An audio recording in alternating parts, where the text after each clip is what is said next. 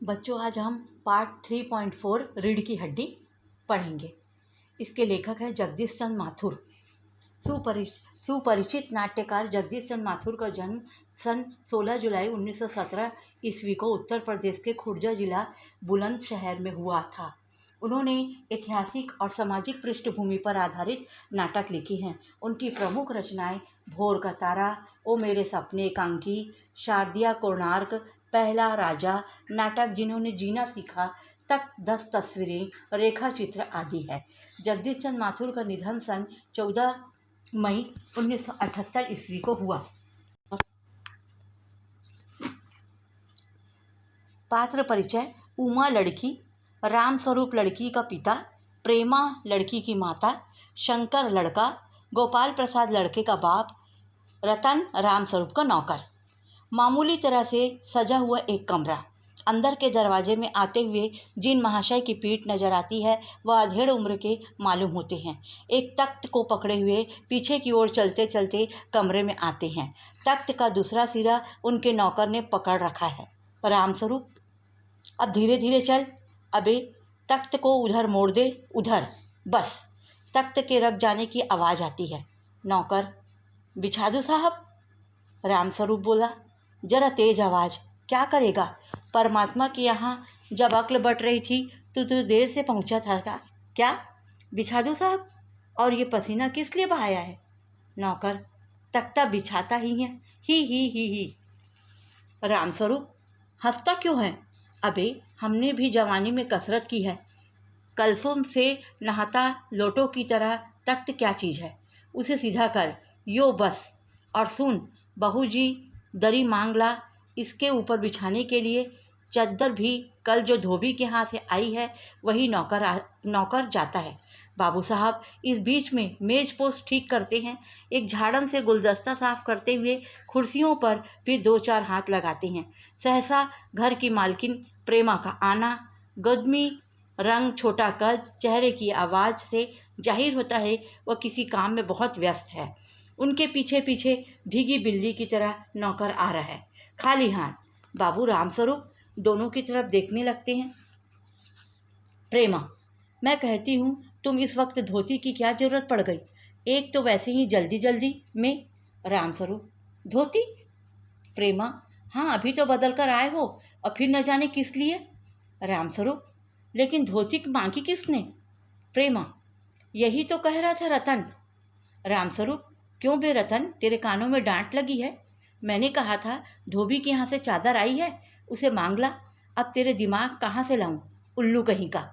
प्रेमा, अच्छा जा, पूजा वाली कोठरी में लकड़ी के बॉक्स के ऊपर धुले हुए कपड़े रखे हैं, उन्हीं में से चद्दर उठा ला। रतन, और दरी? प्रेमा, दरी तो यहीं रखी है कोने में, वह पड़ी तो है। रामस्वरूप, दरी उठाते हुए और बीबी के कमरे में हारमोनियम उठा ला और सितार भी। जल्दी जा। रतन जाता है। पत्नी तख्त पर दरी बिछाते हैं। प्रेमा, लेकिन वह तुम्हारी लाडली बेटी तो मुंह फुलाए पड़ी है। रामस्वरूप, मुंह फुलाए? और तुम उसकी माँ किस मर्ज की दवा हो? जैसे तैसे करके वे लोग पकड़ में आए हैं। अब तुम्हारी बेवकूफ़ी के सारी मेहनत बेकार जाए, मुझे दोष मत देना। प्रेमा, तो मैं क्या करूं? सारे जतन करके हार गई। तुम्ही ने उसे पढ़ा लिखा कर इतना सर चढ़ा कर रखा है। मेरी समझ में ये पढ़ाई लिखाई का जंजाल आता नहीं। हमारा ज़माना अच्छा था। आ ई पढ़ ली, गिनती सीख ली, बहुत हुआ तो स्त्री सुबोधनी पढ़ ली। सच पूछो तो स्त्री सुबोधनी में ऐसी ऐसी बातें लिखी हैं, ऐसी बातें लिखी क्या तुम्हारी BA MA की पढ़ाई में होगी? आजकल के लक्षण ही अनोखे हैं। रामस्वरूप, ग्रामोफोन बाजा तो होता है ना? प्रेमा, क्यों? रामस्वरूप, 2 तरह का होता है। एक तो आदमी का बनाया हुआ, उसे एक बार चलाकर चाहे रोक लो, और दूसरा परमात्मा का बनाया हुआ, उसका रिकॉर्ड एक बार चढ़ा तो रुकने का नाम नहीं। प्रेमा, हटो भी, तुम्हें ठिठोली सुस्ती रहती है। यह तो होता ही नहीं। अपनी उमा को राह पर लाते। अब देर की कितनी इन लोगों के आने में। रामस्वरूप, तो क्या हुआ? प्रेमा, तुम ही तो कहा था कि जरा ठीक ठीक करके नीचे लाना। आजकल तो लड़की कितनी भी सुंदर हो, बिना टीम टॉम के भला कौन पूछता है। इसी के मारे मैंने तो पाउडर वार्डर उसने सामने रखा था, पर उसे इन चीज़ों को न जाने किस जन्म की नफरत है। मेरा कहना था कि आंचल से मुंह लपेट लेगी। भाई मैं तो बाज आई तुम्हारी इस लड़की से। रामस्वरूप न जाने कैसे इसका दिमाग है, वरना आजकल की लड़कियों के सहारे तो पाउडर का कारोबार चलता है। प्रेमा, अरे मैंने तो पहले ही कहा था इंट्रेक्स ही पास करा लेते, लड़की अपने हाथ रहती और उतनी परेशानी उठानी नहीं पड़ती। पर तुम तो। रामस्वरूप बात काट कर चुप दरवाजे में झांकते हुए, तुम्हें कतई अपनी जुबान पर काबू नहीं है। कल की बात बता दिया था कि उन लोगों के सामने जिक्र ही और ढंग से होगा, मगर तुम तो अभी कुछ उगले देती हो। उनके आने तक तो न जाने क्या हाल करोगी।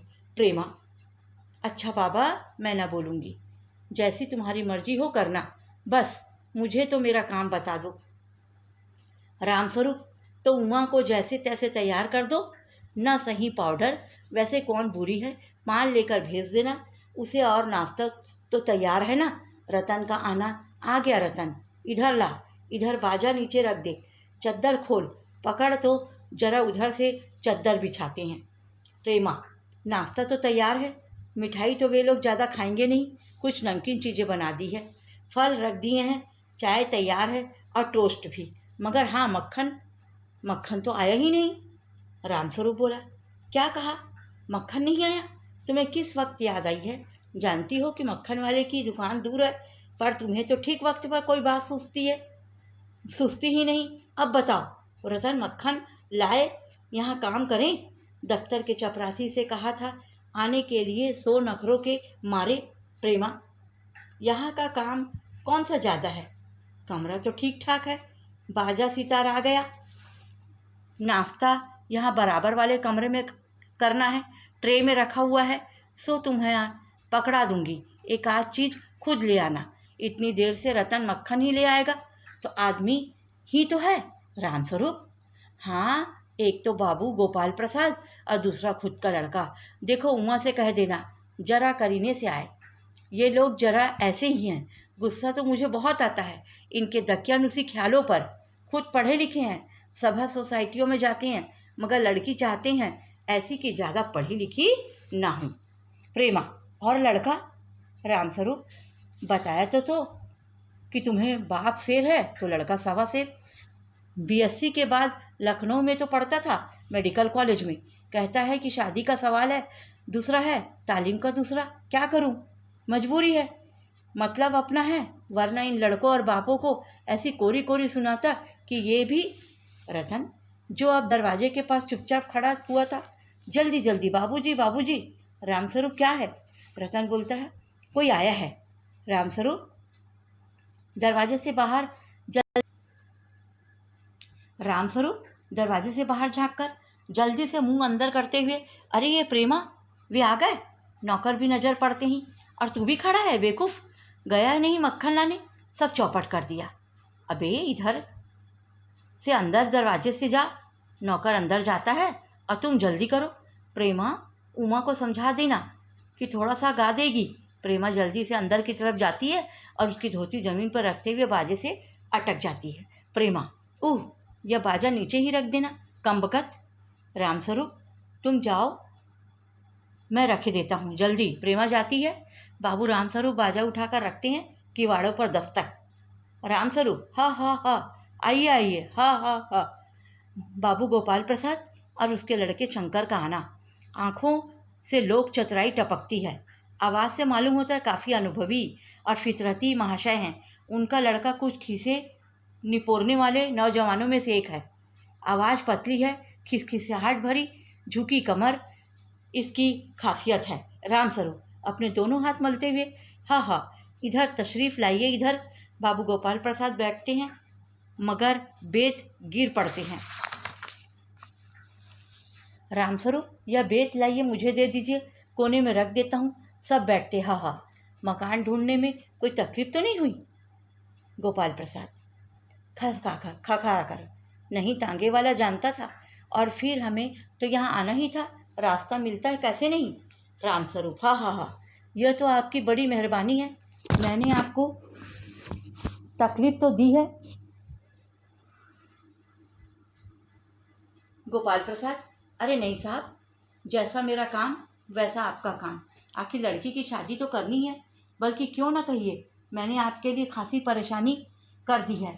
रामस्वरूप, हाँ हाँ, ये लीजिए।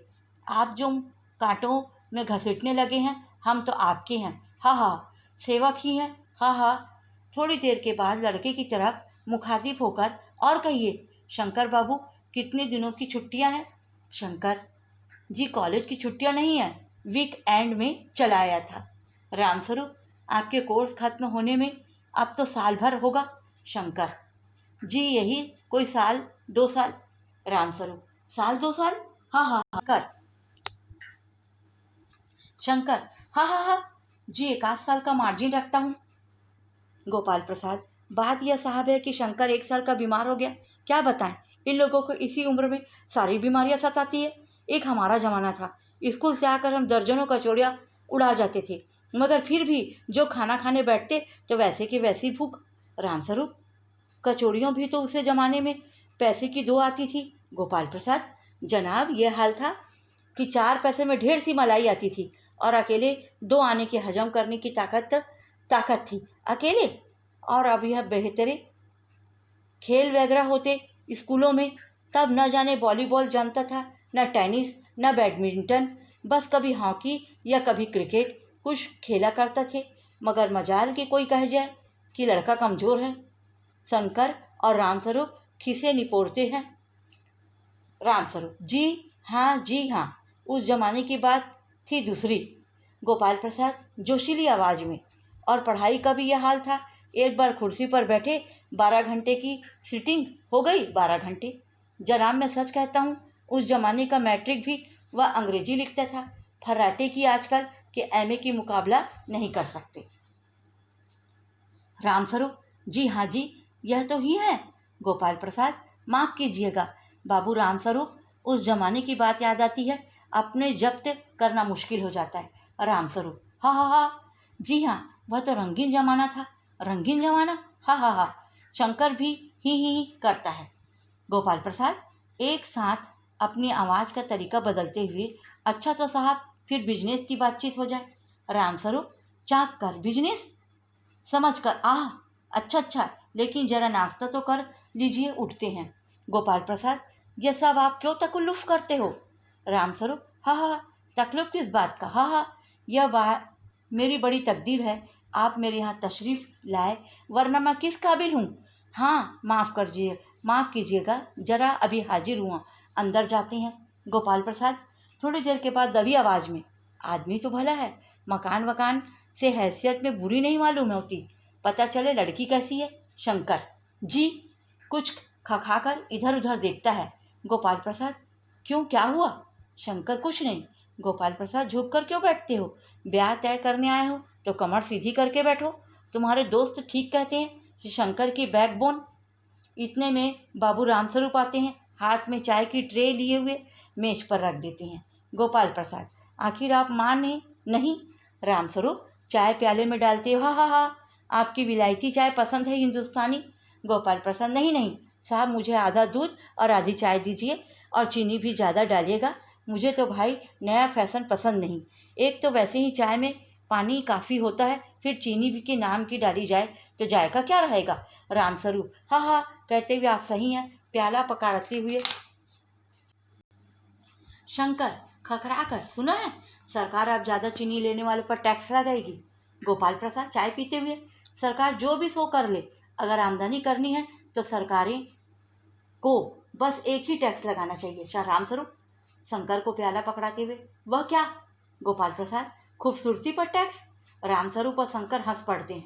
मजाक नहीं साहब, एक ऐसा टैक्स है जनाब की देने वाली भी चुके न करेगी। बस शर्त यह है कि औरत पर यह छोड़ा दिया जाए कि आपकी खूबसूरती के स्टैंडर्ड के माफिक अपने ऊपर टैक्स तय कर ले, फिर देखिए सरकार को कैसी आमदनी बढ़ती है। रामस्वरूप जोर से हंसते हुए, वाह, खूब सोचा आपने, वाकई आजकल यह खूबसूरती का सवाल भी बेढब हो गया है। हम लोगों ने ज़माने में तो कभी उठता भी नहीं था। तश्तरी गोपाल प्रसाद की तरफ बढ़ाते हैं, लीजिए। गोपाल प्रसाद समोसा उठाते हुए, कभी नहीं साहब, कभी नहीं। रामस्वरूप शंकर जी की तरफ मुखातिब होकर, आपका क्या ख्याल है शंकर बाबू? रामस्वरूप, किस मामले में? रामस्वरूप, यही कि शादी तय करने में खूबसूरती का हिस्सा कितना होना चाहिए? गोपाल प्रसाद बीच में ही, यह बात दूसरी है कि बाबू रामस्वरूप, मैंने आपसे पहले ही कहा था, लड़की का खूबसूरत होना निहायत जरूरी है। कैसे भी हो, चाहे पाउडर वगैरह लगाए, चाहे वैसे ही बात क्या, हम आप मान लीजिए, मगर घर की औरतें तो राजी नहीं होती। आपकी लड़की तो ठीक है? रामस्वरूप, जी हाँ, वह आप देख लीजिएगा। गोपाल प्रसाद, देखना क्या, जब आप इतनी बातचीत हो चुकी तब रस्म ही समझिए। रामस्वरूप, हाँ हाँ, यह तो आपके मेरे ऊपर भारी एहसान है। हाँ हाँ। गोपाल प्रसाद, और जायजा जन्मपत्री तो मिल ही गया होगा? रामस्वरूप, जी जायजे का मिलना तो क्या मुश्किल बात है, मगर जी के चरणों में रख लीजिए, बस खुद ब खुद मिला हुआ समझिए। गोपाल प्रसाद, यह ठीक कहा आपने, बिल्कुल ठीक। थोड़ी देर रुक कर, लेकिन हाँ, यह जरूर मेरे कानों को भनक पड़ी है, यह गलत है। रामस्वरूप, चौंक कर क्या? गोपाल प्रसाद, यह पढ़ाई लिखाई के बारे में? जी हाँ, माफ़ करना, साफ बात है साहब, मैं ज़्यादा पढ़ी लिखी लड़की नहीं चाहिए। मेम साहब तो रखनी नहीं है, कौन भुगतेगा उनके नखरों को? बस हद से हद मैट्रिक पास होना चाहिए। क्यों शंकर? शंकर, जी हाँ, कोई नौकरी तो नहीं करनी है रामस्वरूप? नौकरी तो कोई सवाल ही नहीं उठता। गोपाल प्रसाद, क्या आप साहब देखिए, कुछ लोग मुझसे कहते हैं, जब आपने लड़के को बीए एमए तक पढ़ाया है तो बहुएं भी ग्रेजुएट चीज लीजिए। भला पूछिए, अक्ल के ठेकेदारों से, क्या लड़कों की पढ़ाई और लड़कियों की पढ़ाई एक बात है? अरे मर्दों का काम तो ही है पढ़ना और काबिल होना। अगर औरतें यही करने लगी तो अंग्रेजी अखबार पढ़ने लगी और पॉलिटिक्स वगैरह बहस करने लगी तो तब हो चुकी गृहस्थी। जनाब, मोर के पंख होते हैं और मोरनी के नहीं, शेर के बाल होते हैं, शेरनी के नहीं। जी हाँ, मर्द की दाढ़ी होती है, औरतों की नहीं। हा हा हा हा। शंकर भी हंसता है, मगर गोपाल प्रसाद गंभीर हो जाती हैं। गोपाल प्रसाद, हाँ हाँ, वह सब सही है। कहने का मतलब है, कुछ बातें दुनिया में ऐसी है जो सिर्फ मर्दों के लिए है, और ऊंची तालीम भी ऐसी चीज़ों में से एक है। रामस्वरूप, शंकर से चाय और लीजिए। शंकर, धन्यवाद, पी चुका। रामस्वरूप, गोपाल प्रसाद से आप? गोपाल प्रसाद, बस साहब, अब तो खत्म ही कीजिए। रामस्वरूप, आपने तो कुछ खाया ही नहीं, चाय के साथ टोस्ट नहीं थे? क्या बताए, वह मक्खन? गोपाल प्रसाद, नाश्ता तो करना था साहब, कोई पेट तो भरना नहीं है, और फिर टोस्ट वोस्ट में खाता ही नहीं। रामस्वरूप, हाँ हाँ, मेज पर एक तरफ सरका देता है, फिर अंदर के दरवाजे की तरफ मुंह के कर, जरा जोर जोर से, अरे जरा चार पानी भिजवा देना। सिगरेट मंगाऊं? गोपाल प्रसाद, जी नहीं। पान की तस्तरी हाथों में लिए उमा आती है, और सादगी के कपड़े से गर्दन झुकी हुई गोपाल प्रसाद आंखें गड़ाकर और शंकर छिप कर उसे ताक रहे हैं। रामस्वरूप, हाँ हाँ हाँ हाँ, आपकी लड़की है, लाओ बेटी पान मुझे दो। उमा पान की तस्करी अपने पिता को देती है, उस समय उसका चेहरा ऊपर की ओर उठ जाता है, नाक पर रखा हुआ सोने की रिम वाला चश्मा दिखाता है। बाप बेटे चौक पड़ते हैं। रामस्वरूप, जरा सा पकाकर, जी वह तो पिछले महीने इसकी आंखें आ गई थी, सो कुछ दिनों के लिए चश्मा लगाना पड़ा। गोपाल प्रसाद, पढ़ाई लिखाई की वजह से तो नहीं कुछ? रामस्वरूप, नहीं साहब, वह तो मैंने अर्ज किया ना। गोपाल प्रसाद, हूँ संतुष्ट होकर कोमल स्वर में, बैठो बेटी। रामस्वरूप, वहाँ बैठ जाओ। उमा उस तख्त पर अपने बाजे के पास उमा बैठती है। गोपाल प्रसाद, चाल में तो कुछ खराबी नहीं है, चेहरे की छवि है। हाँ, कुछ गाना बजाना सीखा है? रामस्वरूप, जी हाँ, सितार भी बाजा भी। सुनाओ तो उमा, एक आध गीत सितार के साथ। उमा सितार उठाती है। थोड़ी देर बाद मीरा का मशहूर गीत मेरे तो गिरधर गोपाल दूसरा ना कोई गाना शुरू कर देती है। स्वर से जाहिर है कि गाने का अच्छा ज्ञान है। उसकी आंखें शंकर की झेपती आंखों से मिल जाती है और वह गाते गाते एकदम रुक जाती है। रामस्वरूप, क्यों, क्या हुआ? गाने को पूरा करो उमा। गोपाल प्रसाद, नहीं नहीं साहब, काफ़ी है, लड़की आपकी अच्छी गाती है। उमा सितार रखकर अंदर जाने को उठती है। गोपाल प्रसाद, अभी ठहरो बेटी। रामस्वरूप, थोड़ा और बैठी रहो उमा। उमा बैठती है। गोपाल प्रसाद, उमा तुमने तो पेंटिंग भी सीखी है। उमा चुप। हाँ, वह तो मैं आपका बताना भूल ही गया। यह जो तस्वीर टंगी है कुत्ते वाली, उसी ने खींची है। और उस दीवार पर भी गोपाल प्रसाद हूँ। यह तो बहुत अच्छा है। सिलाई वगैरह रामस्वरूप, सिलाई तो सारे घर की इसी के जिम्मे है, यहाँ तक कि मेरी कमीजें भी। हा हा हा हा। गोपाल प्रसाद ठीक है, लेकिन हाँ बेटी, तुमने कुछ इनाम जीते हैं। उमा चुप। रामस्वरूप इशारे के लिए खांसते हैं, लेकिन उमा चुप है। उस तरफ गर्दन झुकाए गोपाल प्रसाद अधीर होते हैं और रामस्वरूप सक पकाते हैं। रामस्वरूप जवाब दो उमा गोपाल प्रसाद से। हा हा हा। जरा शर्माती है। इनाम तो इसने। गोपाल प्रसाद जरा रुखी आवाज में, जरा मुंह से तो खोलना चाहिए।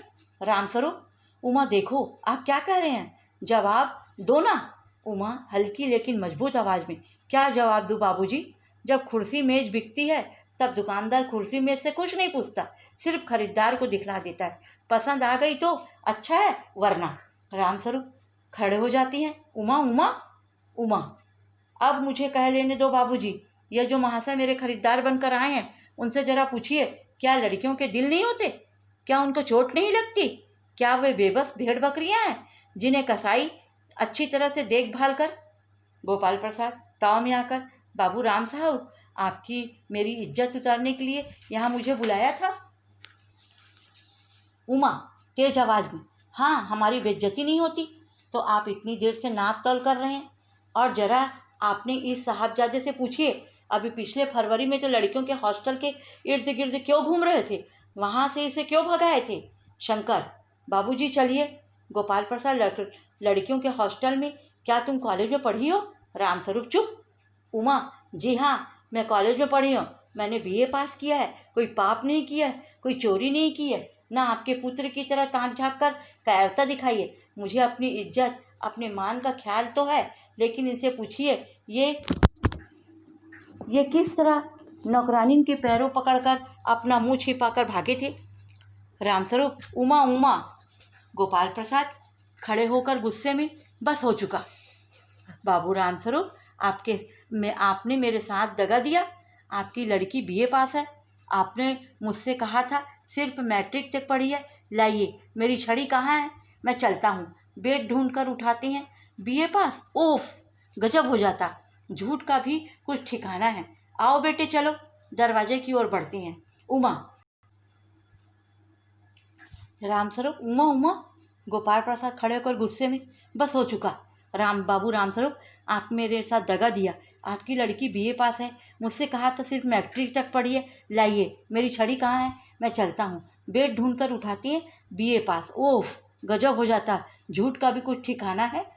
आओ बेटे चलो। दरवाजे की ओर बढ़ती हैं। उमा, जी हाँ जाइए, लेकिन घर जाकर यह पता लगाइएगा आपके लाडले बेटे की रीढ़ की हड्डी है या नहीं, यानी बैकबोन। बाबू गोपाल प्रसाद के चेहरे पर बेबसी का गुस्सा, उनके लड़के का रुआसापन, दोनों बाहर चले जाती हैं। बाबू रामस्वरूप कुर्सी पर धम से बैठ जाती हैं। उमा सहसा चुप हो जाती है, लेकिन उसकी हंसी सिसकियों में तब्दील हो जाती है। प्रेमा का घबराहट की हालत में आना। प्रेमा, उमा उमा रो रही है। यह सुनकर रामस्वरूप खड़े होते हैं। रतन आता है। रतन, बाबूजी मक्खन, सब रतन की तरफ देते हैं और पर्दा गिर जाता है। धन्यवाद।